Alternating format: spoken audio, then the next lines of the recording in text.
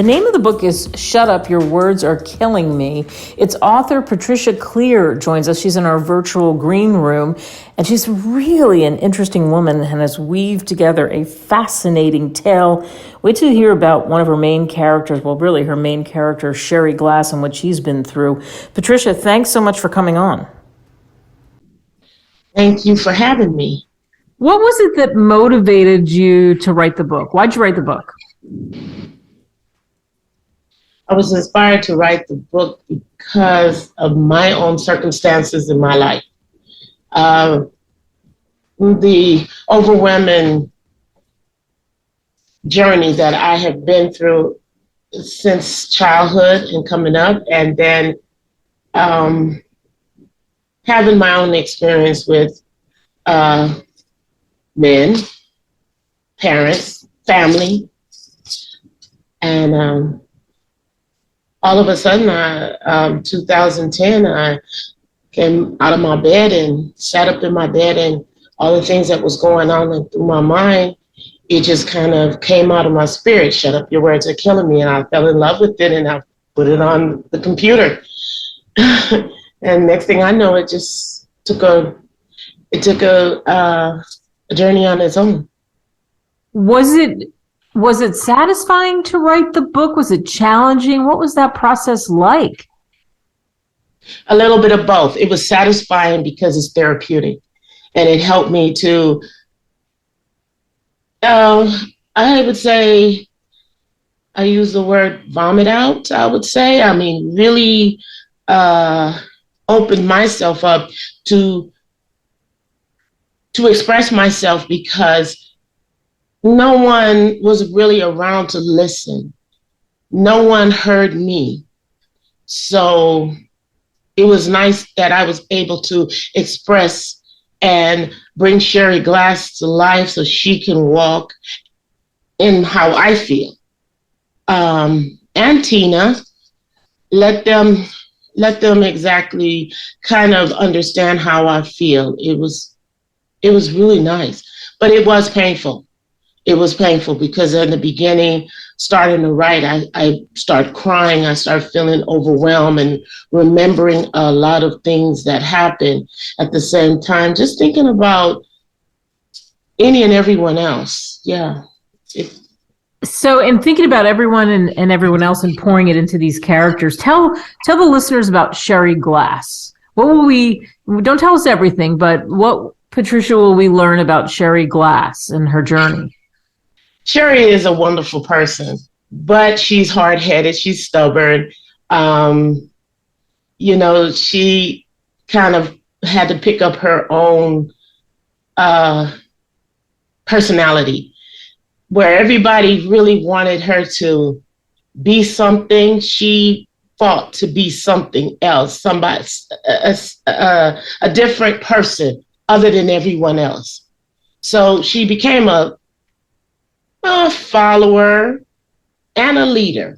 So she's still going through her journey. So I know that people that read this book will enjoy it and be inspired for the fact that she's praying and she's doing everything that she can while she's praying and trying to follow the directions that she believes is the right way, while her sister tried to guide her and say, no, that's not the way. But both of them are learning at the same time. Yeah. And so is Tina really different from Sherry, or do they have some things in common? Tina is a little different. Tina, she is more of, she was more of that person to say, no, let's stay positive. Let's be motivated. But she fell into her own problems too. But she was always looking at her sister with another eye to say, oh, no, it shouldn't happen this way, Sherry. And Sherry was, no, it should happen. So they kind of tug of war back and forth with each other. Yeah, they have their little different personalities. What do you hope people take away from reading your novel? I hope that people,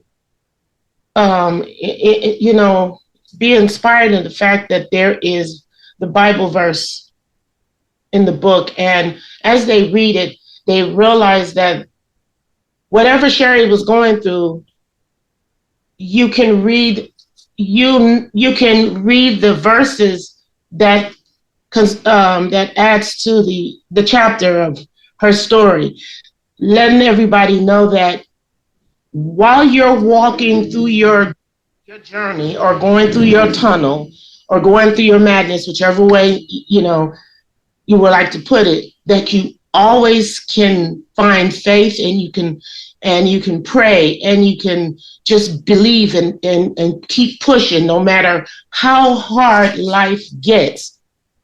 Just keep pushing. And always remember that God is with you no matter what. He's there. Christ is there. You can always call on him, scream at him, just talk to him, or even in a coma, your spirit is still there. You can say something, to him. So I just want people to be inspired and, have a warm feel of maybe Sherry, whatever she has went through, or Tina, whichever one that they're reading, that hopefully they can get and say, you know what? She's like me. If she can do it, I can do it. The Bible verse of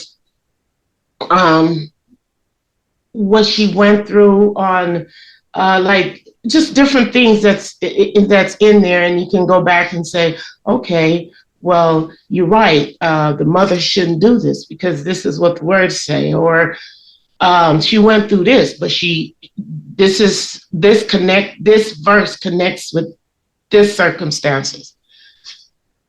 Just hold on. Oh, I like that.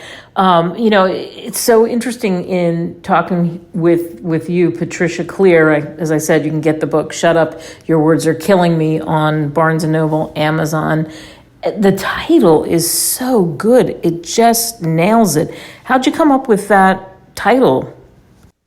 Like I said, in 2010, with all the things that was going on in my life itself, like I said, I had no one to talk to. And it felt like those that I was trying to talk to, they were talking at me, around me, about me. It don't matter.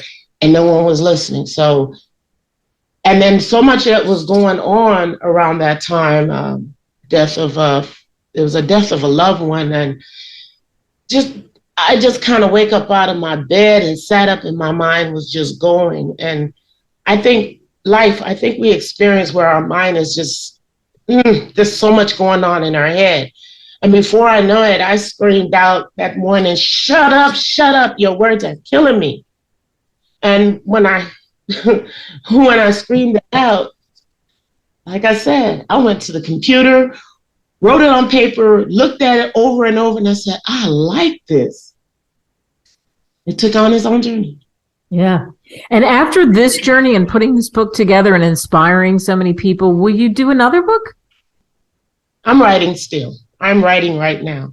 I've been thinking about bringing Sherry into another adventure. I'm not sure what will happen, but yes, I wrote it back down again, and I'm still trying to get it together in my head. But I have other books that I'm inspired that I would love for it to come out.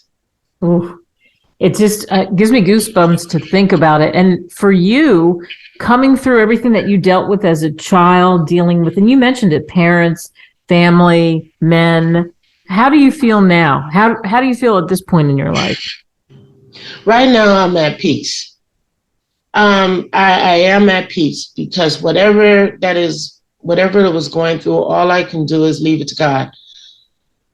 I'm more relaxed, a little lonely sometimes, but because I stay to myself. But at the end of the day, I'd rather be at peace with my own thoughts than crowded. I'm being around a lot of crowds screaming and hollering at me. So right now, I am in a good place. What a perfect place to end this conversation. Shut Up, Your Words Are Killing Me, the name of the book. And boy, what an inspiring conversation, that's for sure. Thanks so much for coming on this show, and thanks to all of you for listening to this version of it. And remember, words do matter, and make it count, everybody.